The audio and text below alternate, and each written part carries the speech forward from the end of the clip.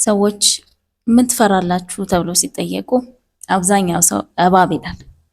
አንዳንዱ ደግሞ ጅብ፣ አንበሳ፣ ሸረሪት፣ አይጥ እያንዳንዱ ሰው የሚናገረው የሚፈራው ነገር ይኖራል። ጨለማ የሚፈራ አለ፣ ብዙ አይነት ነገር።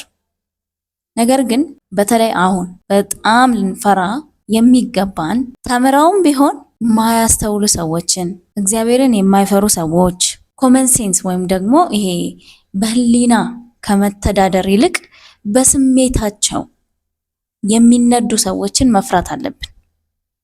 ይህንን ያልኩበት ምክንያት ምን መሰላችሁ?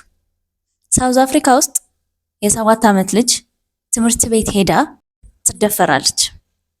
ቤት ስትመጣ እናቷን አመመኝ አለቻት። እናት ምን ሆነሽ ነው?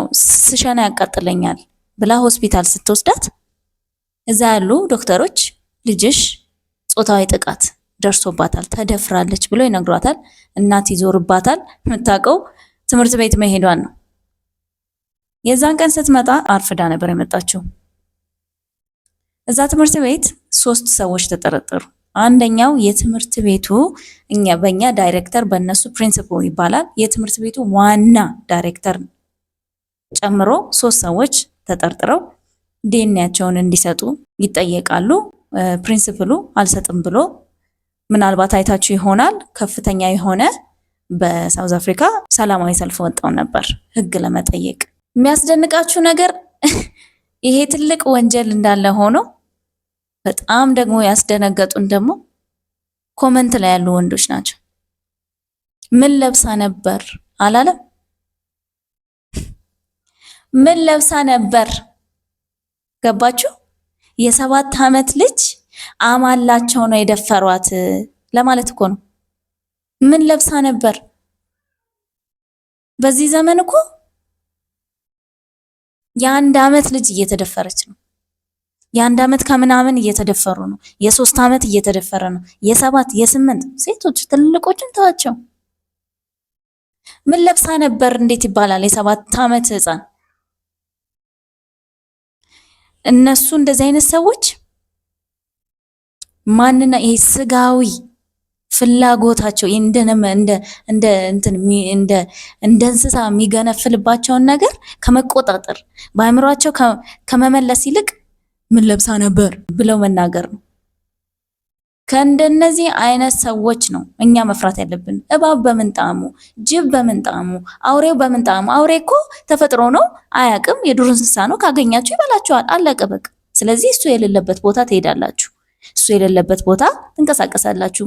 እነዚህ እኮ አብረውን እየተንቀሳቀሱ ግን አውሬ ናቸው። አብረውን ይሰራሉ፣ አብረውን ይማራሉ፣ አብረውን ወክ ያደርጋሉ፣ አብረው በየአካባቢው አሉ። ያ ስሜታቸው ሲመጣ ግን ሰውነታቸው ያከትማል። እዛ ላይ ያከትማል። ስሜታቸው ነው የሚገነፍለው። ለሕፃናት የማይራራ ሰው አውሬ ነው። ለሴት የማይመለስ ሴት አይቶ መድፈር የሚታየው ከሆነ ይሄ ሰው አይደለም፣ አንበሳ አይደለም መጠበቅ ያለበት። እንደነዚህ አይነት ሰዎች ናቸው ኬጅ ውስጥ ሎክድ መደረግ ያለባቸው። እና ምን ለብሰው ነበር? የትምህርት ቤት ዩኒፎርማን፣ የ1ኛ ክፍል የትምህርት ቤት ዩኒፎርማን ነበር የለበሰችው። እና በሚያሳዝን ሁኔታ በጣም በጣም በጣም በጣም የሚያስፈሩ ሰዎች በመካከላችን እንዳለ እያየን ስለሆነ እባካችሁ መጠንቀቅ ይጠቅማል። በዚህ ዘመን ሁሉንም ጠርጥሩ። በቃ ያልጠረጠረ ተመነጠረ ይላል የኛ ሀገር ሰው አይደለ? በቃ በልጆቻችሁ ኬዝ በዚህ ዘመን ሁሉንም ጠርጥሩ። ማንንም አትመኑ። ፕሮፐር የሆነ ነገር ውሰዱ። በስነ ስርዓት ልጆቻችሁን አስተምሩ። ብቻቸውን ሰው ጋር እንዳይሆኑ፣ ነይ አትምጣ የሚባል ነገር በጭራሽ እንዳይሆኑ መጮህ እንዳለባቸው ማስተማር አለባችሁ። ብቻችሁን ለሰው ትተዋቸው አትሂዱ። በተቻላችሁ መጠን ጸልዩ። ሁሌ እንደምለው እኛ እስከሆነ ነገር ድረስ ብቻ ነው ልንጠብቅ ምንችለው።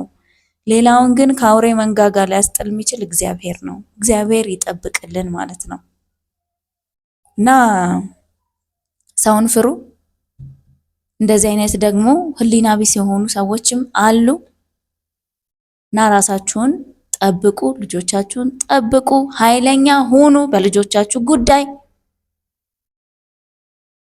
በልጆቻችሁ ጉዳይ ኃይለኞች እንደሆናችሁ መታወቅ አለበት። ልዝብተኞች እንዳልሆናችሁ መታወቅ አለበት። ሰማይና ምድር እስከሚናወጥ ድረስ መሬት እንደምትሰነጣጥቁ ሰው ሊያውቅ ይገባል በልጆቻችሁ። በዚህ አጋጣሚ ልንገራችሁ፣ አንድ ልጆችን የሚያጠቃ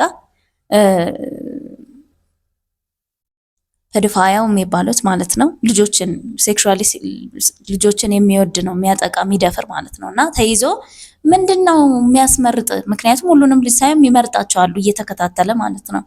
ምንድነው እነዚህን ልጆች ታርጌት ያረክበት ምክንያት ሲባል ወይ አባት የላቸውም ወይ ደግሞ አባታቸው ያን ያህል እንትን አይደለም፣ ለልጆቹ ቦታ የሚሰጥ አይደለም ብለው መልስ ሰጠ።